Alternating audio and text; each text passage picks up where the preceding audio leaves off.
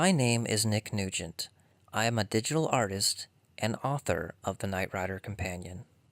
Glen A. Larson, a mentor, friend, and legendary creator. If I were to describe Glen in one word, it would be visionary. Glen has been a visionary in every profession he has explored, from his musical talent in the four preps to his legendary television career, and his latest venture into motion pictures. Glen reached into the depths of his creative mind and put words to paper in order to share his inspirational worlds with us. As a creator and executive producer, Glen crafted epic adventures that took place across our planet and on galactic battleships across the stars. He has given the world of entertainment heroes to believe in, family values to pass on, and of course, his signature brand of humor.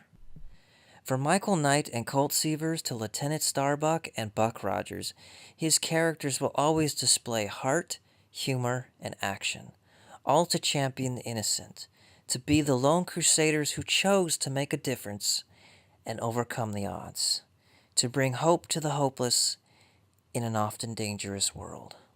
Glen Larson is that one man who makes a difference, a man who told wondrous tales on his own terms and succeeded in influencing our world and technology because he was there, because he was present, because what he dreamed mattered.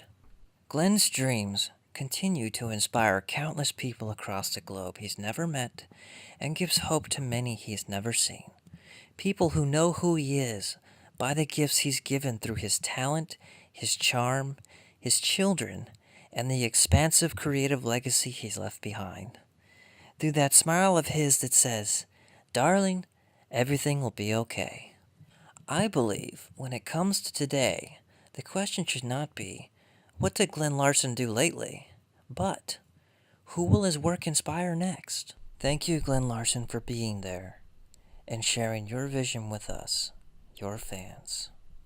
Your legacy will live on. So say we all.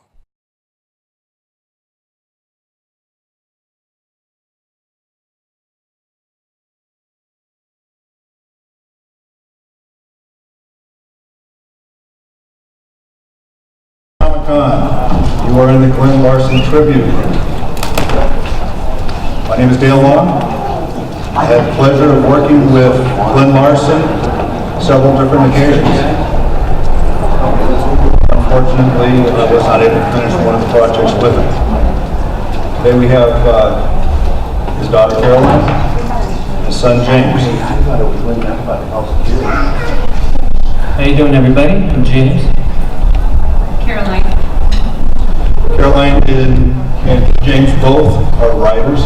James lives in LA, writes productions for TV slots, programs.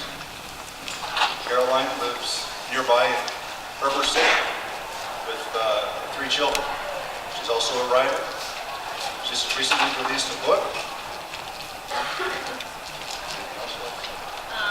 And I'm going to be working on a biography about my dad. You ready to roll over there? Yep. Can I just add something? I got red on my screen. I don't see red on that screen. Only because it's an iconic color. I'm just curious, with full games, you can see a red light on that screen. Well, maybe one of our channels is out. I just thought just use your imagination. You can imagine the scanner on the press. Yeah, the iconic scanner. Okay. All right. Well, we're excited to be here today. We love Comic-Con. Of course, love our father. And it seems like you guys appreciate him and his work as well. So we're excited to have a tribute to him. A little known fact about my dad. Most people know about him from his television career. He's a very prolific writer. Battlestar Galactica, Knight Rider, Magnet Prime, Cloud. Goes on and on, but not many people know him for his music career, which was very successful before he was a television producer. And so we want to show you a clip that talks a little bit about his musical group that he had. He and 3 other Hollywood High students formed a group called Courthouse. So time with the four freshmen, the four seasons, the four lads, sort of pre-Beatles invasion, the doo-wop times. He was on the Ed Sullivan show. I think you'll dig it.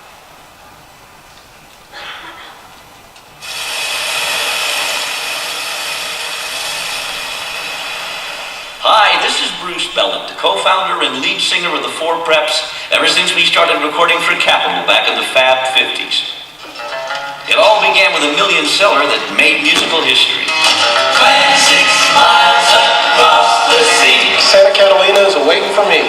For millions of Americans in the late 50s, those words were magic, stirring feelings of romance and adventure. The song 26 Miles put Catalina on the map and made the Four Preps household names. We were four young hotshots of harmony from Hollywood High School who hit the jackpot while still in our teens. The idea for this latest Four Preps tour began when PBS invited us to perform on Magic Moments, a musical special saluting the legendary pop hit makers of the past.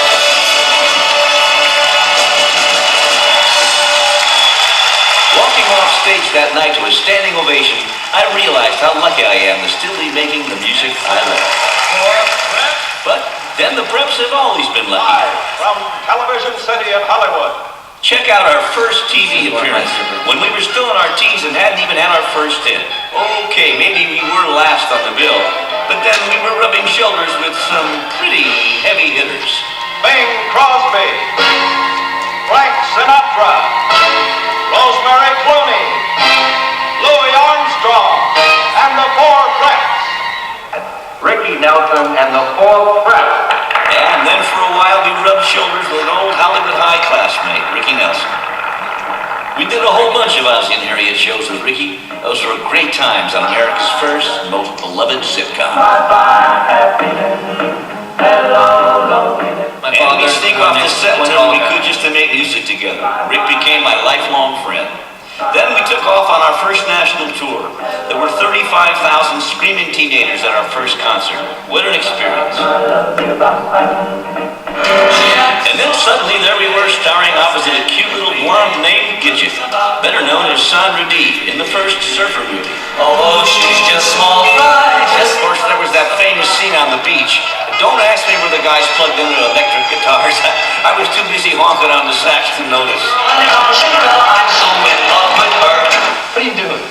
Oh, kind of deep. The next thing we knew, we were being introduced on television by a fellow who would become the Four Preps' biggest booster, America's main man of music, Dick Clark. 6 miles, these are the Four Preps. And we were off and running. Know about it? Here are the Four Preps from UCLA. A terrific follow-up to 26 miles. Once again, the Four Preps with the big man. The Four Preps form one of the great recording quartets of the country. And here, one more time, the Four Preps. We've asked four very special guys to recreate that very unique time. Ladies and gentlemen, the Four Preps. And now? That's a particularly wonderful clip because they do a medley there and they send up other bands, and they added an extra one. They send up the Bee Gees, kind of doing like a pretend little Bee Gee, kind of spoofing them. You can see with their white suits, that was like the peak of their disco fame. He's gone stash at that point. As Tom Selleck, some of his other heroes would be. But one of the little-known facts is my father was at the same festival that Richie Valens and Buddy Holly. Their plane left from when they got in that plane crash. He told me about the snowstorm and everything. It's really interesting. So music was a really great vehicle for him to. My sister will clarify that later. Like, sort of make something of himself. He came from a working class home, and that was how he sort of pivoted to television and bigger, cooler things. We wanted to play a couple of songs for you today. We've invited some very talented musicians to come here and play a kind of contemporary version of two of the songs. And I think you'll really like it.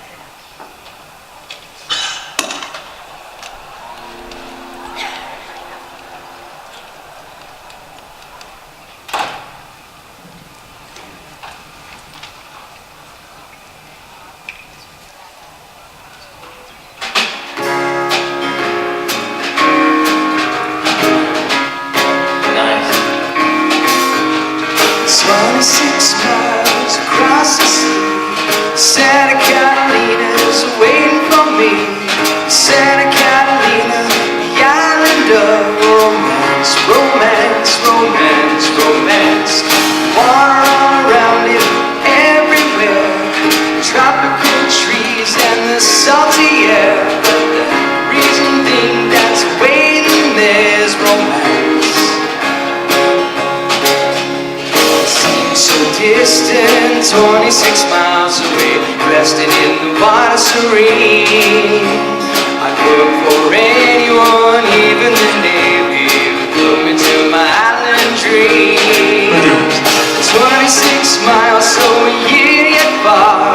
I'd swim with some water wings and my guitar. I could leave the wings, but I need my little guitar for romance, romance, romance, romance.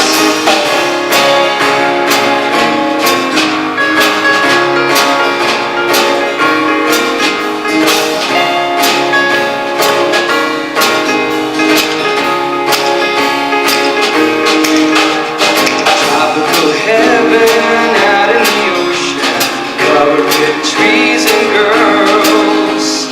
I'd swim, I'd do it forever till I meet the island girls. 26 miles across the sea, Santa Catalina is waiting for me. Santa Catalina, the island of romance, romance, romance, romance, romance. Romance, romance, romance, romance.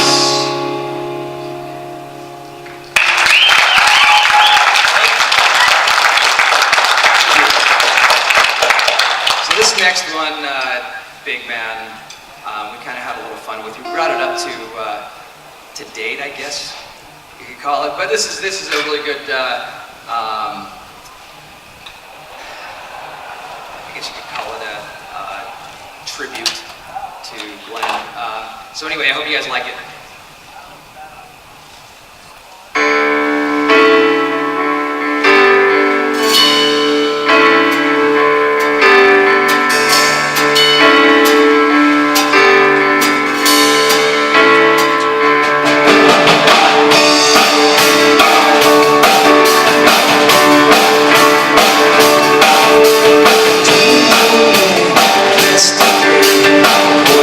See me now.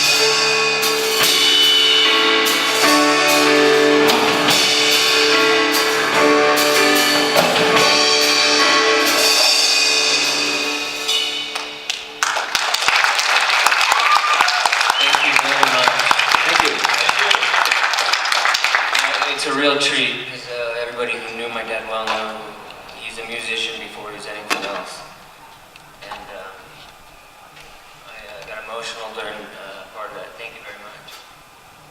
No, you're very welcome. By the time my dad left the music industry, the Four Preps had 8 gold singles and 3 gold albums. But his musical career, as James mentioned, it was a big part of him, and it spilled over into his television career. He actually wrote several of his theme songs and a lot of the music from his shows. In fact, most of the Battlestar music was written by my dad. The iconic Knight Rider theme, of course, is sampled by Busta Rhymes and about 100 other hip-hop artists, but you go on YouTube, you see flute duets doing the Knight Rider theme. It's really a blast. It's seeped into the culture. I think on America's Got Talent, there was a dancer, we'll say, who was dancing by the kit car, and it's things like that that are just, they're great. My dad considered theme songs to be integral to TV shows. He felt like they set the tone for the show. Actually, Fall Guy was sold completely off of the theme song alone. That's right. He had the lead singer of the Diamonds that went over to the studio with just a guitar and played the song Echo Road called The Unknown Stuntman. You can YouTube it later, or you'll hear it maybe in one of the clips. And they sold the show just based on that. They did not even have an idea of how the show was going to go. They would just pitch the song, and they sold the show. Yeah, different times. Yeah. But you remember the 80s, all those TV shows are so iconic. I mean, Family Ties, they just stick in your head. Now, I'm a big fan of modern TV. So with my dad, he wished he had the time that they could do with like The Sopranos and, or Game of Thrones, we had 10 episodes, and take a break. Battlestar had that, imagine. But that's a good segue into television, because the next thing I'll play is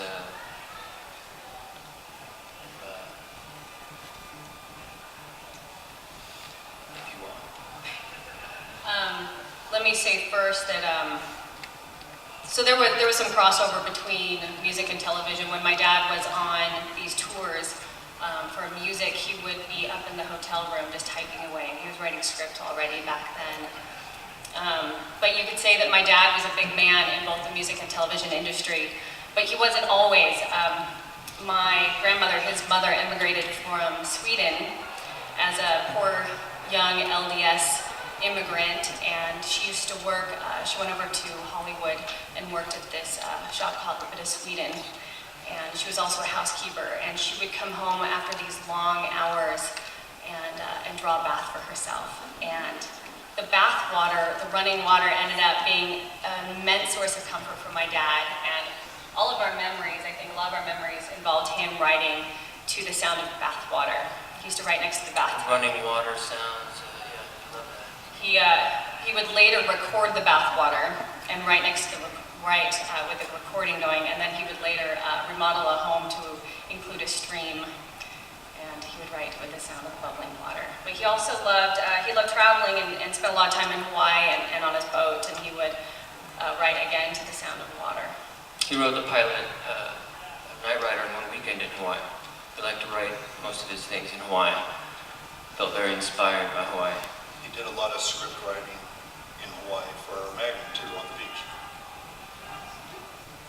My grandmother was also a big inspiration for his work ethic. She was relentlessly hardworking, and she was also extremely religious. She was LDS, and those LDS roots would color his future TV shows, as we will talk about shortly.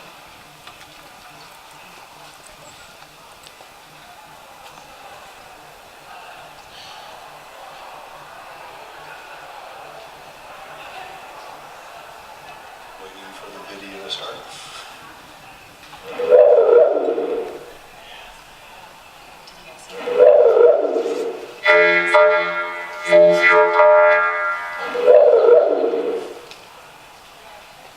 It's red from where I am.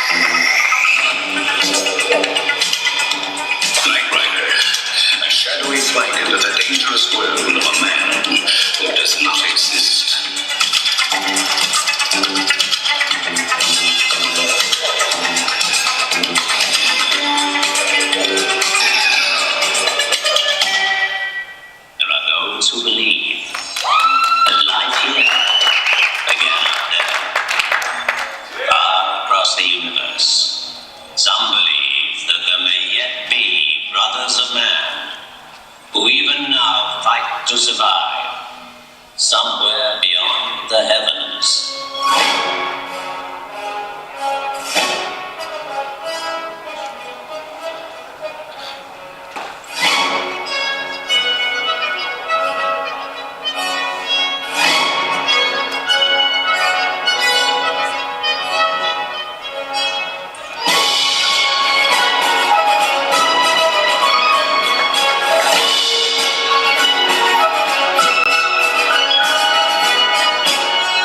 There's nothing that could dent my enthusiasm for how much fun it's been to do this that the audience seems to have enjoyed and enjoyed a lot.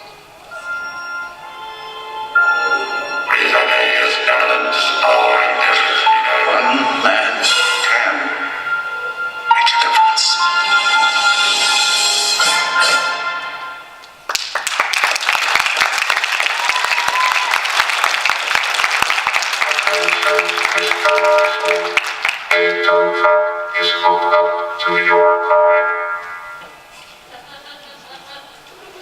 Tow truck was hooked up to his car.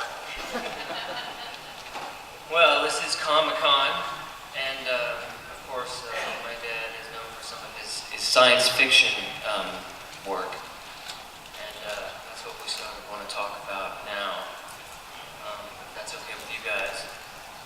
Especially because there are a lot of ties between,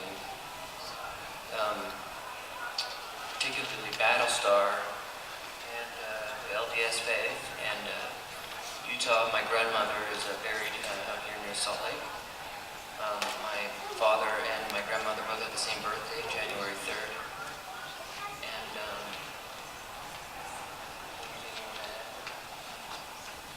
Well, my influence with Glen was very early on with his very first TV show. sorry that I got from the thing. Alias Smith and Jones, back in 1968. Yeah. From that point forward, I saw his name go across the screen quite regularly, and I really enjoyed all the shows that he presented. And finally, when Battlestar Galactica came on, that's really when I started following his career a little bit more closely. Tell me your project. Well, what am I building? I don't want to take away from this convention here, so it's something for a later date. Okay. Well, the best way to do it would be to talk about one of these projects in my dad's own words. It's my pleasure to have been involved in a saga called Battlestar Galactica. Probably one of the most fun projects I was ever associated with. I guess I was influenced by a number of things growing up. You know, I have Mormon origins, but always fascinated by the theories of things. For example, Greek mythology and the pyramids. I loved Von Daniken's Chariot of the Gods. I got fascinated by all those themes, and what emerged was Battlestar Galactica. The fun of this was, let's have these people running from a super race that got out of control, a race of machines. They decide to chase us, and we virtually wind up with a wagon train heading out across space and looking for what they hope would be the planet Earth. It takes a long time to get there, and you have a long time to explore on your way and play out some interesting stories. There's all kinds of theories that you can develop. Are we the results of humanoids coming here at some point, whether they mated with mates or they experimented? There's a lot to be said for the fact that there was a mother civilization long before the Egyptians. Similarly, the Aztecs and some of the other great tribes and so forth. But there didn't seem to be much cross-pollination between these tribes. It's as if there was a greater source of knowledge. And whether it was Antarctica back down where it belonged as Atlantis or something else, it's reasonable to believe that a planet billions of years old may have floated a civilization or two that was very, very advanced. Well, I once thought to myself, what if heaven is the name of a planet? What if that's where our greater God is that built us such as we are? Cobalt. Yes. The mother world of all humans. Where life began. My position on that is that we are robots of a higher God. We are a series of pumps and wiring, much like any other creature that's been created somehow. And we now have the complete DNA recipe for a human being as we know them. I mean, we can now duplicate organs and do all of these things, which really makes us something that could be created in a lab or created by a god. We just sort of drew liberally on things mythological that may or may not have played a part in all of this. It's a little like the Exodus, that big sneak attack was sort of Pearl Harbor in space, and what was left, they figured they had to get away to fight another day. And one of their great hopes was that they might find kindred spirits out there across the universe, but they really don't know exactly where they're going. So that builds in a structure for a series. It's the journey and the trek that's the fun, not the reaching the goal. We played with all of the concepts we all grew up with and tried to press them and expand on them. Some shows had heavy underpinning in mythology, and some were, let's just do a good Western episode. You try to do things that are theatrical at the same time. A man who has the keys to, for example, the priesthood, which inspires and helps him to guide the fleet and so forth. That gets into Catholicism and into Mormonism, and we weren't anxious to try to go too far too fast. We didn't want to alienate anybody from their own convictions. We just wanted to throw things out there. We asked for a sign to take us to Earth, and we asked for safety from Cylon. And look what has been given us, a madman. Patrick McNee came aboard as a mysterious character who was really mythically, or in reality, supposed to represent the devil. And we once had a shot of him lying in ashes, or so to speak. The studio wanted me to cut away from the shot because they thought maybe it was too on the nose. We shot it, but we didn't air it. We cut it. Apollo, Starbuck, what are you doing? Stay back! I won't stay back. What is it you found? Jimmy, you don't want to go in there. Let me go. I want to see. Don't want to go in there.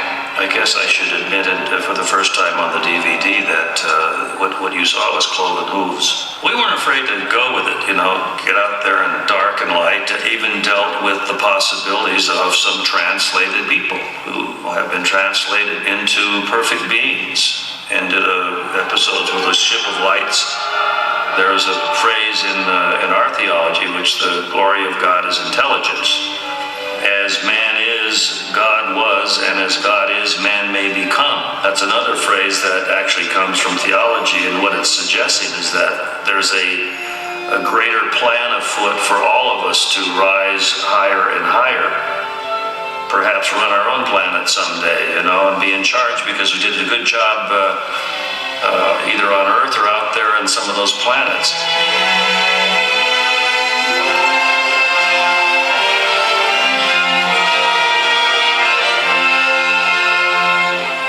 We really had fun experimenting and dabbling with these concepts.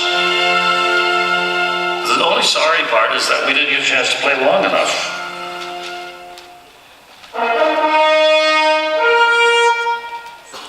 Yeah, I misunderstood James's lead in on one of the clips. Yeah, I got that though. Pop it up right after that. Yeah. So what this is one of the projects that I'm working on is going back to the original series. As many of you know, who watched the original series, you saw a lot of the special effects shots relooped and reused over and over and over for the entire run of the series. What me and my team are working on is going back, using as many of the original models as we can, and refilm them in HD. And also beyond the 35 standard clips that were used, that we saw used over and over, I'm going to try to capture between 200 and 400 brand new clips to insert into the original series. And what I have here is just a small little sample of what we've done so far. So if... Okay, give me a sec. I'm going to skip one for time. And we're going to go right into this. This is what he's talking about. As you can see on the date, it was just recently done.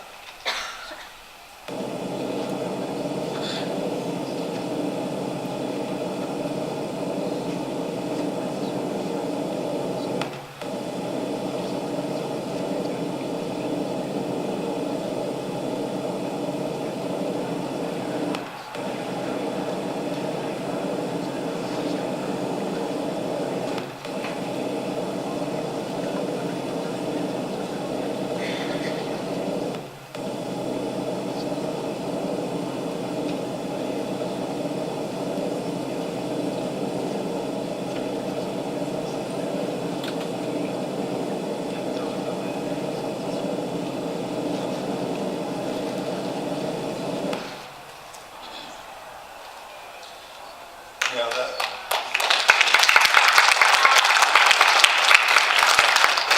those few seconds, which was less than 1 minute, that took 60 man-hours to collect that footage. So this is a very tedious job, but we've got the ball rolling. So. All right, we're going to skip the next one for time. We can always go back after, but we have finite time here. And then I'm going to just show you a little bit of another show because there's a lot of fans of this one. So this is a special message that I think shows the impact. I had the privilege and the joy of working on many of Glen's shows. Magnum P.I., Quincy, Knight Rider. And to this day, there are Knight Rider festivals and fan events held around the world. And at one such event, a young man came up to me and he said, "Rebecca, I'm from Malawi, the poorest country in Africa." And he said, my family didn't own a television. We shared a television with many other families in our small little village. But on that television, I got to watch Knight Rider. And it told me that one man can make a difference. That was the theme of our show. Well, he took that message to heart and he believed it. And today, he has received his PhD in International Relations at Stanford University. His doctoral thesis is being published, and this month he moves to New York to take a position at the United Nations. Television is a powerful medium, and it has the capacity to powerfully influence young hearts and minds. Glen knew that. And so through his work, he has not only entertained, he has uplifted, and he has inspired, and yes, he has made a difference in countless lives. I know he made a difference in mine. This is a note from a dear friend of mine. He sent it to me and asked me to read it to you this evening. From a very special person. Because he could not be here as he is filming in London. Glen Larson was my hero, as he was the one who cast me as Michael Knight. He will be remembered by millions as the last man of the 80s legendary television series. And his legacy will live on in Knight Rider, Magnum P.I., Quincy, and endless others. Love, David Hasselhoff.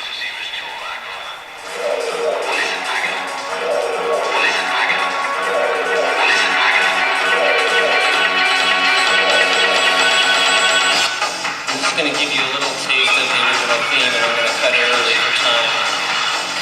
Everybody loves explosion. I had to throw in a few.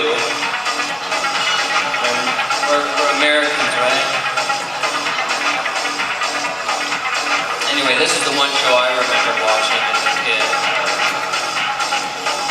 I remember going to the Universal ride and sitting in Kit and talking to Kit and trying to ask Kit questions that he wouldn't be able to answer. Surprisingly, pretty good. And he got everything right, so my AI was a big theme, robotics, Cylons, all that stuff.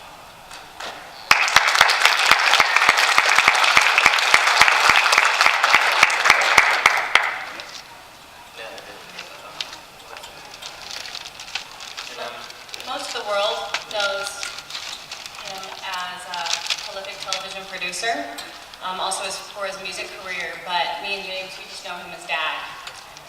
Not only was he prolific in those two careers, but he was also prolific on the home front. He had 9 children. Prolific. He's also well known for, among his acquaintances, for his wall of TVs where he would watch sports. He said he was in the TV business. Yeah, exactly. At one time, we didn't. That's my mom right there. That's my mom over there. We didn't inherit his love of sports, but we certainly inherited his love of writing. And I used to joke with him that why couldn't he have been a doctor or a lawyer and read a bunch of doctors and lawyers instead of writers? He's extremely charismatic. He's quick-witted and larger than life. You just noticed when he walked into the room, the dynamic changed. You were drawn to him. But even though he was a big man in the television music industry, he never took himself too seriously.